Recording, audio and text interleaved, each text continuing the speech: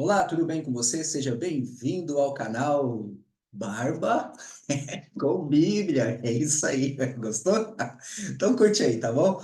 Vamos fazer aqui o nosso resumo conceitual da lição, tá? Por que conceitual? Nós não vamos trabalhar necessariamente o tema da lição dentro da proposta que ela estabeleceu com as suas perguntas, tá? Nós vamos trabalhar os seus temas de forma conceitual, porque o que está na lição já está na lição aí para você. Então não precisa ficar repetindo o que está ali. Tá? Eu vou deixar o link para você clicar e ter acesso à lição, se você não tem, para acompanhar, ok? Mas aqui no vídeo nós vamos trabalhar o tema que a lição propõe para essa semana de forma conceitual, tá? Para você já ir com a sua mente dentro da proposta temática da lição, né? E além daquilo que já está ali, porque o que está escrito já está escrito, ok? Então eu vou te dar coisas a mais para você poder pensar quando estiver fazendo o seu estudo da lição. Então, bora pro vídeo!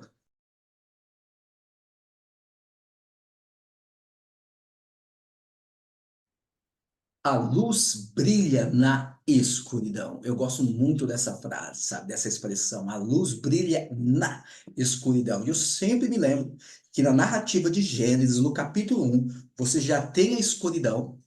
E quando Deus chega, né, com a sua palavra, haja luz. Então, naquela escuridão, porque havia trevas ali, a luz, né, ela dissipa a escuridão e ela vai revelando os atos criativos de Deus na sequência, né, pós o haja luz. Então, é uma experiência muito bonita. E tem uma ideia também de que não importa em que condição você esteja, moral, espiritual, emocional, não interessa se você tem uma escuridão existencial. Isso não é empecilho, obstáculo para que a luz ela possa acontecer, para que ela possa brilhar, tá? E a exemplo da narrativa de Gênesis 1, a luz vem por meio da palavra. Então, essa ilustração aqui ela é curiosa, né? Porque você vê tudo escuro, tem uns olhinhos aqui, né? Ali acompanhando na escuridão, medo e tal. Mas olha só, a palavra ilumina. E é curioso, porque a palavra, ela não ilumina aqui o todo, mas ela ilumina parte. E aí você caminha pela fé, e cada passo que você dá, a luz, ela vai, né, sendo projetada, ela vai expandindo, e você consegue caminhar sabendo para onde você está indo, né? Mesmo que seja passo por passo. Então, é uma temática bem interessante proposta aqui, viu? E eu quero lembrar também, aproveitando esse momento, sobre a batalha, né? No céu, agora, lá em Apocalipse, o diabo, que é retratado como dragão ou como a serpente, no capítulo 12, no verso 9, ele trouxe, né, para a sua rebelião muitos anjos.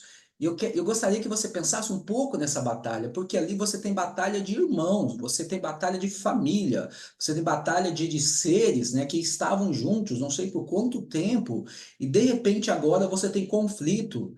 Então você tem irmão lutando contra irmão. Como era essa luta? Como era essa batalha? É uma batalha de poder? É uma batalha de ideias, né? É uma batalha Star Wars, né? Uma batalha Dragon Ball Z. Como era essa batalha? Nós não temos informação sobre isso, então não adianta especular. Fato é que houve uma batalha, um conflito, e há uma expulsão, e é expulso do céu esse ser, que é o adversário, mas junto com eles também outros, né, que infelizmente foram na dele.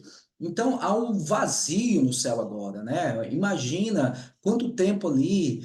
Já pensou nisso, né? Como os anjos ficaram, né, com a expulsão de seus compatriotas, né? Compatriotas é uma palavra que é melhor evitar agora para não gerar confusão política, mas junto com seus irmãos, né, que ocupavam ali a existência, que respiravam o mesmo ar, sabe, tudo junto, e de repente agora o conflito se instala, chega ao ponto de ficar insustentável a convivência. Curioso isso, né? Então esse espaço gera também uma escuridão social também, né?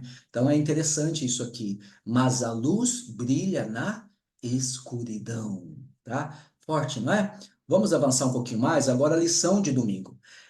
O adversário, dentro dessa batalha, lembrando que a temática toda da lição é o grande conflito, ele usa como uma de suas estratégias, né, a sutileza por meio de concessões, aonde que tá bom, não precisa ser assim, mas também não tem que ser assim. Pode ser assim, nem para mim, nem para você. Olha aqui, né? Estando bom para ambas as partes, né? Então você tem essa ideia da sutileza do adversário. E lembre-se sempre que a força do engano está em quanto mais verdade e menos mentira, mais forte é o engano. Então a sutileza está nos detalhes. Quanto mais verdade em relação à mentira, mais forte é o engano.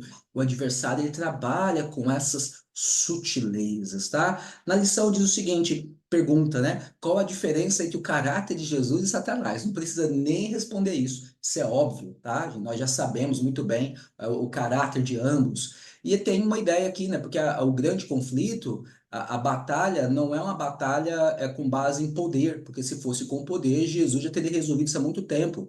Jesus e o adversário não são arquirrivais, ou seja, não estão em pé de igualdade. Em termos de poder, não tem comparação. Jesus é muito mais poderoso, mas é um duelo de caráter, né? É um duelo de verdade, a verdade contra a mentira, a verdade contra o engano. E aí nós temos o direito de escolher. E Jesus ele sempre vai falar com verdade. Olha, o caminho é esse, mas ele é estreito. O adversário vai para um caminho largo, um caminho diferente, mas escondendo ali as tragédias nessa caminhada. Então ele vai trabalhar nessas sutilezas, tá? Então é muito importante a gente ter essa compreensão, tá? O adversário é esperto, ok? Que semelhança vemos nesses textos sobre a verdade das Escrituras? Qual é a mensagem central das Escrituras? É a pergunta, né? Aqui da lição. E aí, o que você vai fazer? Você vai ler os textos, tá bom? Quando você estiver estudando essa lição, você vai ler os textos, tem um comentário aqui para você trabalhar essa ideia. Só quero que você se lembre disso, que a Bíblia, ela tem a sua mensagem central, que é a revelação do nosso Senhor e Salvador Jesus Cristo. Ele é a verdade, né? O caminho e a vida, tá bom? Na lição de segunda-feira, lobos vorazes. Essa parte aqui é muito boa, porque esses lobos vorazes, que são identificados aqui como líderes, tá? Líderes religiosos que ensinam coisas como sendo escritura, mas que não são escritura, tá? E eles acabam trazendo para a sua didática a mesma estratégia do adversário, porque o adversário vai trabalhar mais verdade com menos mentira. A mistura não é meia verdade e meia mentira. Quanto maior, quanto mais proporção, tá? A proporção maior de verdade, menor a de mentira, mais fácil é da pessoa ser enganada. E aqui esses lobos vorazes, eles trabalham essa temática, porque no discurso deles você vai identificar muitas verdades, mas uma atenção especial, uma olhada mais profunda, você começa a perceber sutilezas. Lembra na lição anterior aqui? Sutil, a estratégia sutil de Satanás. Então você vê isso se refletindo na liderança, no ensino, na teologia de muitos líderes. Mas agora vem a questão: eu não creio, acredito que exista, mas eu não creio que a maioria dos líderes religiosos peguem a Bíblia e falem assim, como eu vou iludir e enganar as pessoas?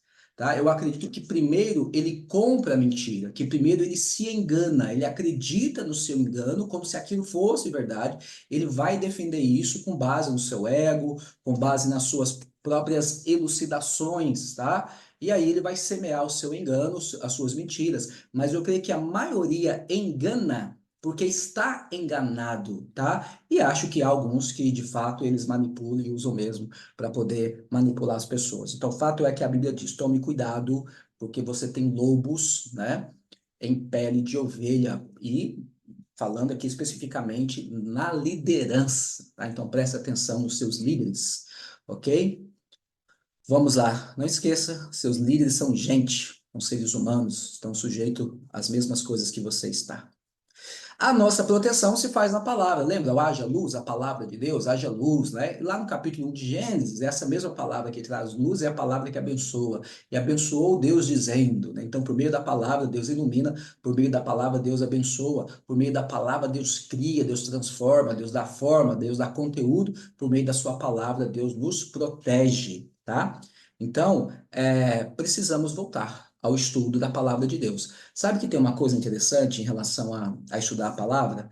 É que você tem muitas pessoas que estudam a palavra e vão ensinar coisas que elas dizem ser verdade e elas defendem isso com garras, mas que tem sutilezas ali, né? Que há engano naquilo que está sendo ensinado e ela ensina aquilo é, como se fosse realmente verdade plena e absoluta, né? Eu desconfio de pessoas que acreditam que aquilo que elas ensinam é a verdade plena e absoluta e que não abre espaço nunca para o diálogo e considerar opiniões, mesmo que pareçam estranhas a princípio, né? É necessário ouvir as pessoas, porque nós não somos donos da verdade, e a verdade, ela é revelada à medida que se caminha, né? Eu sou o caminho, a verdade e a vida. Então, a vida, essa caminhada, propõe a nos revelar a verdade, que muitas vezes acontece de forma gradual, né?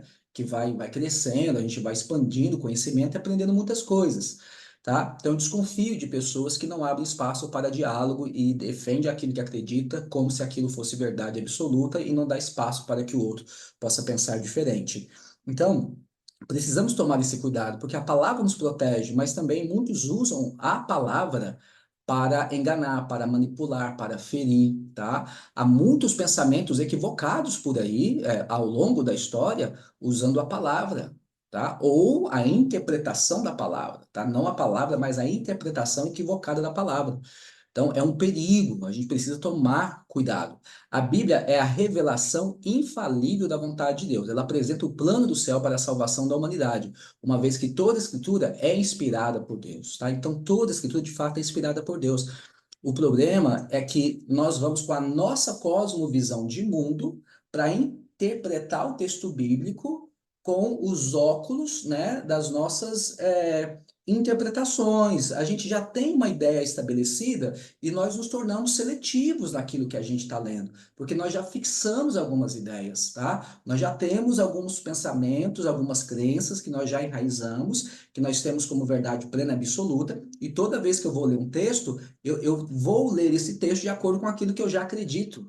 Então, assim, é uma dificuldade no estudo da palavra o indivíduo entender que ele tem que ir para o texto com humildade, aceitando que ele nada sabe, que ele precisa aprender, que ele precisa compreender. O problema é que a gente já vai para a Bíblia como doutores, né? Já sei, vou só confirmar o que eu já sei. E aí nós caímos em alguns erros. Então, assim, todo mundo ora, tá? Todo mundo ora.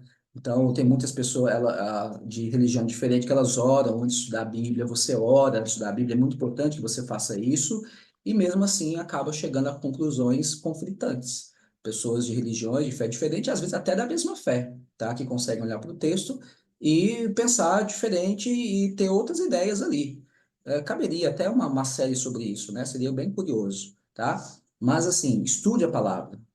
Ore, peça a iluminação do Espírito Santo e viva de acordo com a luz, tá? Que você está recebendo, aquilo que você aprendeu, e teste e experimente isso na sua vida, tá? É a prática. O entendimento do texto bíblico não vem quando eu digo que eu entendo o texto bíblico. O entendimento do texto bíblico acontece quando eu vivo o texto bíblico. Então, viva as coisas que você tem interpretado e perceba, né, o que acontece. Se você está mais gentil, se você está mais generoso, amoroso, compreensivo, se as pessoas têm prazer em ouvir aquilo que você fala e se aproximar de você, como tinham prazer em se aproximar de Jesus, tá? Com exceção daqueles, né, que são opositores de fato, viu? Mas, em tese, os pecadores gostavam de conversar e de se aproximar de Jesus. Se a palavra que é de Deus é a palavra de Jesus, se você estuda e você vive essa palavra, os pecadores, eles irão gostar, tá? De ficar perto de você e de ouvir o que você tem a dizer. Tá? Pensa nisso aí. Você concorda, não concorda? Coloca aí nos comentários aí, tá? Claro que dá para ampliar mais esse assunto. Raciocínio humano separado das escrituras. É o que eu acabei de falar com vocês aqui, né? Então, tem muito raciocínio humano separado das escrituras, né? Então, muitas filosofias aí interessantes, interessantíssimas, né? Com assim, algumas percepções preciosas que você fica admirado, né? Tem algumas filosofias aí que eu escuto, que eu falo, cara, assim, sabe, chama atenção de fato. Mas tudo tem que passar no filtro da Bíblia, né? Então, para mim, é assim que eu faço, né? Precisa passar no filtro da Bíblia. Por exemplo, como terapeuta, a minha proposta de terapia é uma terapia com abordagem cristã. Não quer dizer que eu vou cuidar só de pessoas que são cristãs, né? Qualquer pessoa, ateu, qualquer uma. Só que quando eu vou trabalhar, a minha base filosófica, ela é uma base filosófica teológica, tá? Então, assim, eu tiro princípios bíblicos aqui. Claro que, dependendo da pessoa, eu não vou falar para ela, olha aqui, porque está na Bíblia e tal, mas no meu discurso, tá? Há esse reflexo, viu? Então, assim, há raciocínio humano, não tem como, você é um ser humano, seu raciocínio é humano. Mas esse raciocínio humano não pode ser separado das Escrituras. Então, nós precisamos olhar o mundo através da Bíblia com a compreensão do Espírito Santo. E isso não acontece da noite para o dia, tá? É um exercício espiritual, tá? De diálogo com Deus, de comunhão com Deus e de prática daquilo que você está aprendendo, viu?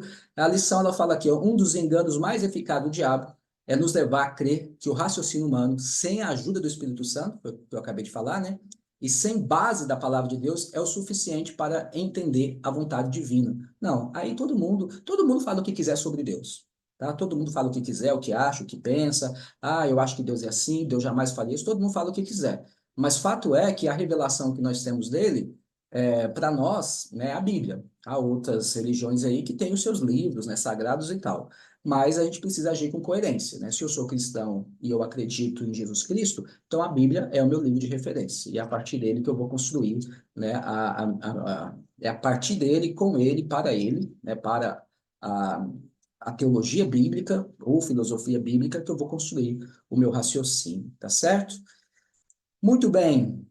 Batalha pela mente, é isso, né? Campo de batalha é a mente. Campo de batalha é isso. O coração, a mente, tanto faz, tá? O coração é só músculo mesmo, a gente sabe disso, tá bom? Mas a mente aí, o coração, esse é o campo de batalha. É aí que as batalhas são vencidas ou perdidas. Começa aqui. Então, como no meu canal, passou de internet, eu lido ali com temas relacionados às emoções, né? Sentimentos, vícios e tal, até com uma atenção especial ao vício no conteúdo adulto, é a ideia que eu sempre passo. A batalha ela acontece na mente, viu? O comportamento que se faz é resultado, é processo. Mas a batalha está na mente. Então, às vezes, você vai para um enfrentamento, você já perdeu antes de chegar lá, porque você já perdeu na sua mente, tá? Já está derrotado ali. Então, a batalha na mente, pela mente, ok? A palavra grega para entendimento, nessa passagem de 2 Coríntios 4, 3, 6, noema significa literalmente percepção ou capacidades mentais. A batalha entre Cristo e Satanás é pela mente do ser humano. Porque dominando a mente, você tem a cosmovisão, né? Então é a maneira como você vai interpretar o mundo, interpretar o que você lê, interpretar seus relacionamentos com base naquilo que ganhou a tua mente, tá? Então siga a orientação bíblica, tudo que é santo, tudo que é honesto, tudo que é aceitável, tudo que é de boa fama, seja isso que ocupe o vosso pensamento. E isso não vai ocupar o seu pensamento por osmose, tá? Você tem que colocar, você tem que pegar essas coisas e colocar na tua cabeça, procurar essas coisas aí e se alimentar disso. Tá? Então, ó, o que você vê, o que você toca, o que você come, o que você fala, o que você cheira, tá? Tudo isso aí você está mandando informação para a tua mente e a tua mente vai trabalhar com a informação que você colocar dentro dela, ok? Que você der para ela. E à luz do Espírito Santo, a gente segue, né, com sabedoria. O mesmo espírito de ódio e oposição à verdade tem inspirado os inimigos de Deus em todos os tempos. A mesma vigilância e fidelidade têm sido exigidas de seus servos. A palavra de Cristo aos primeiros discípulos se aplica aos seus seguidores, que viveriam no fim dos tempos. O que, porém, vos digo, digo a todos, vigiai. Então, esse estado de vigilância sempre, tá? Estudando a palavra, orando e perguntando para Deus, perguntando ao Espírito Santo. É isso mesmo que eu entendi? Eu estou fazendo certo? Tá? Então, nunca pegando ali, porque você pode estar equivocado e defendendo a bandeira, uma ideia que é apenas uma percepção humana destituída da presença e da luz do Espírito. Então, precisa se sujeitar ao Espírito, né? Perguntar, experimentar, viver, praticar, analisar. Então, ser um ser pensante, né? Vigilância, fidelidade, né? À luz da palavra, não baseado naquilo que os outros falam, mas na percepção, na luz do espírito, tá? E você vai identificando no seu comportamento e no comportamento de quem está ao seu redor, que se relaciona com você, que tem essa filosofia, que tem essa teologia, é, qual é o resultado disso? Porque o resultado fala muito sobre o processo, ok?